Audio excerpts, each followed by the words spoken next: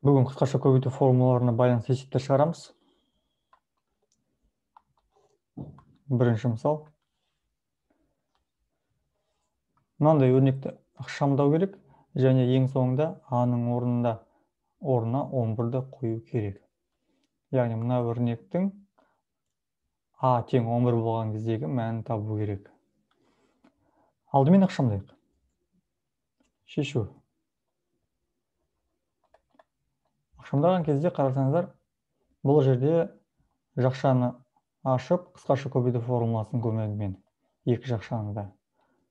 Сосын ұқсас қосылыстарды біріктіріп, ең соңында А-ның орнына 11-ді қоюға болады. Бірақ та, бұл жерде біз басқа жолмен барайық. Бұл жерде қарасаңыздар, бірінші жақшаның сыртында квадрат тұр, азайту, екінші жақшаның сыртында квадрат тұр.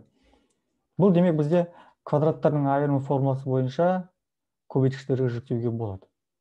Алдымен еске түсірейік. Квадраттардың айырымы формуласы бізде қандай екен? Егер бізде x квадрат алынған y квадрат деген өрнек берілсе, біз оны мынандай көбейткіштерге жүктейтін едік. X алынған y көбейтілген x қосылған y. Жақсы. Енді біздің x-тің орнында мына жақша тұр, ал y-тің орнында мына жақша тұр. Сонда бізде оны осы түрде жазуға болады. Жазайық. Алдымен берілген көшірілайын.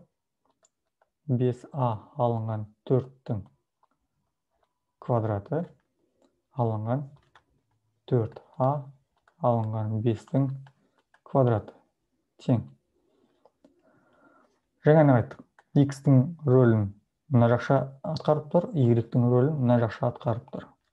Сонда бізде көбейткіштер жүктеген кезде X алынған Y деп тұр. Демек, мына жақшадан мына жақшаны аламыз. Сонда 5a алынған 4 азайту мына жақша. Азайтқан кезде жақшаның алдында бізде минус таңбасы бар, сондықтан жақшаның ішінде өрнектер қарама-қарсы таңбаға ие болады. 4a-ның таңбасы плюс, ол бізде минус 4a болады. Ал минус 5-іміз плюс 5 болып кетеді. Көбейту. Енді осы екі жақшада өрнектерді бір-біріне қосамыз. 5a минус 4 қосу 4a минус 5.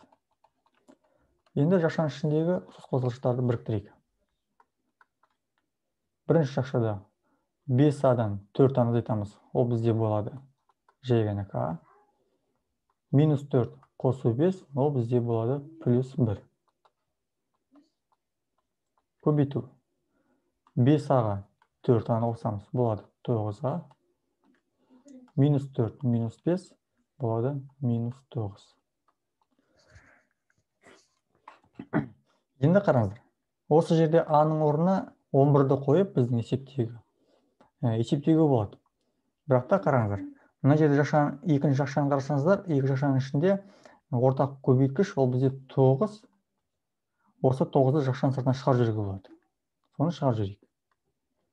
Сонда бізде болады 9 a қосылған 1.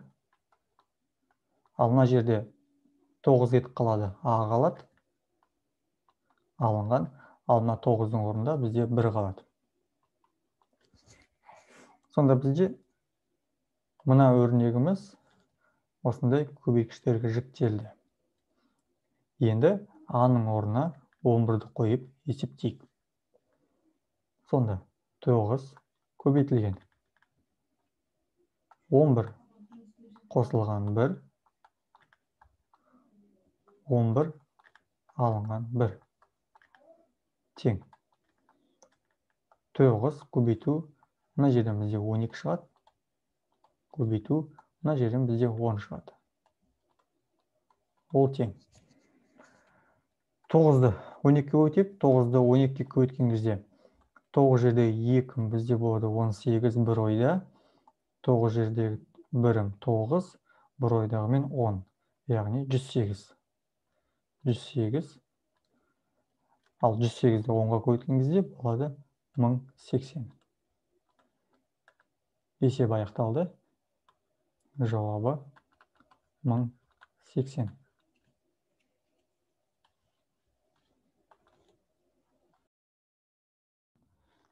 Келесі мысал. Мынандай өрнектің мәнін табу керек. Егерде А минус Б тең 2 болса, А көбейту Б тең 15-ке болса дейді. Осы екі подсказканың көмегімен мына өрнектің мәнін табу керек. Шешу. Мына жердегі А куб минус Б кубты қысқаша көбейту формуласы бойынша көбейткіштерге жіктейік. А куб алынған Б куб тең. Қысқаша көбейту формуласы бойынша А алынған Б, А квадрат қосылған АБ қосылған Б квадрат. Енді қарасаңыздар, мына жердегі А минус Б-ның орнына біз 2-ні қоямыз қазір. Мынау АБ-ның орнына біз қоямыз 15-ті. Бірақта бізде белгісіз мынау А квадрат қосылған Б квадрат неге тең екен. Оны табу үшін біз былай істейік. Алдымен А алынған Б-ның квадратын есептейік. А алынған Б қысқаша көбейту формуласының көмегімен. Ол бізде А квадрат азайтылған 2АБ қосылған Б квадратқа тең. Енді қараңыздар. А алынған Б-ның өзі бізде тең 2-ге. Қойық орнына. Сонда 2-ның квадраты тең А квадрат қосылған Б квадрат. Азайтылған 2АБ. АБ бізде екеуінің көбейтіндісі. Бізде 15-ке тең. Орнына жазып қойық. Енді есептейік. А квадрат қосылған Б квадрат оң жақта тұра берсін, қалғанның барын сол жаққа жіберейік. 2-ның квадраты 4-ке тең. 2 көбейту 15 30. 30-ды сол жаққа жіберген кезде болады плюс 30 тең А квадрат қосылған Б квадратқа. Сонда бізде А квадрат қосылған Б квадрат тең екен 34-ке.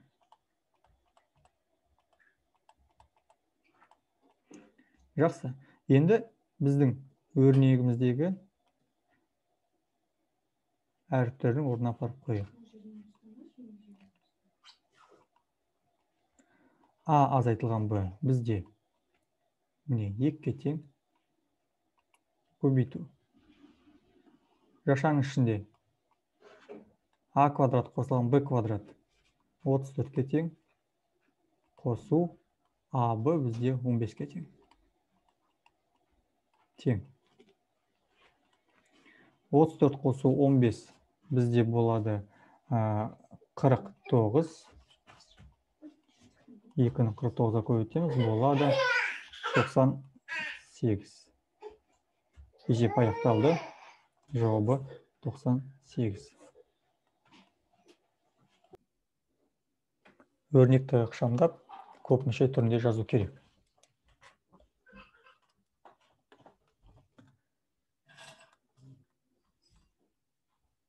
Шешу.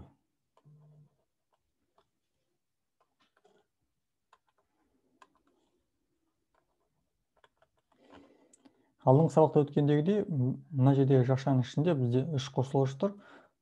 3 қосылғыштың квадратын табу керек.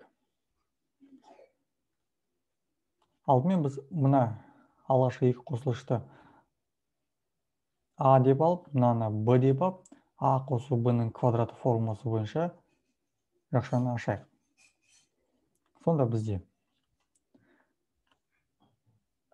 X қосылған 5 Y-тің квадраты қосылған 2 еселенген X қосылған 5 Y пен Z-тің көбейтіндісі қосылған Z-тің квадраты. Екінші тұрған жақшаны ашайық. Алдындағы коэффициентін ішіндегі әрбір қосылғышқа көбейтіп. Және ескере кету керек, шақшаның алдында бізде минус таңбасы тұр. Шақшаны ашқан кезде таңбалар қарама-қарсы өзгереді. Сонда бізде болады минус 10xy минус 2xz минус 10yz тең. Бізде әлі ашылмаған жақшалар бар, сол жақшаларды ашып тастайық. Мына жерде бізде x қосылған 5y-тің квадраты қысқаша көбейту формуласы бойынша ашамыз. Сонда x квадрат қосылған 2 еселенген x көбейтілген 5y. Мына жерде 2-ні 5-ке көбейткен кезде болады 10, толығымен сонда 10xy.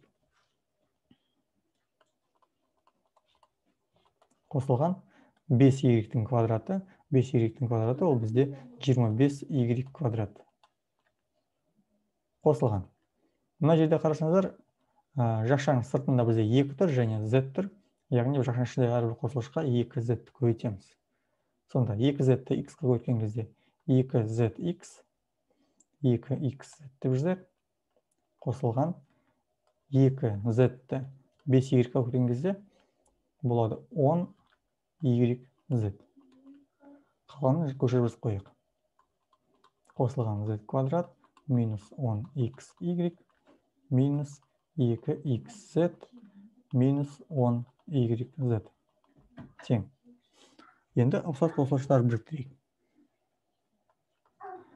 Ең үлкен дәрежелерден бастайық. Ең үлкен дәрежесі ол бізде квадраттар. Квадраттар бізде ешкіммен бірікпейді. Өздерін жазып қоямыз. X квадрат қосылған 25y квадрат қосылған z квадрат. Енді қарайық. Бізде x, y деген параметрлер бар ма? X, y деген бізде бар. Ол бізде міне және міне. 10xy-тен 10xy азайтқан кезде екеуі жойылып кетеді.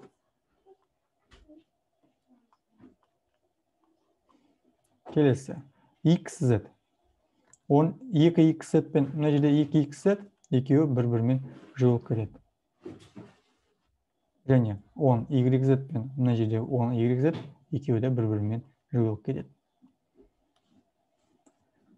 Қалады тек осы бізде көп мүше түрінде жаздық. Демек есебіміз аяқталды. Жауабы x квадрат қосылған 25y квадрат қосылған z квадрат.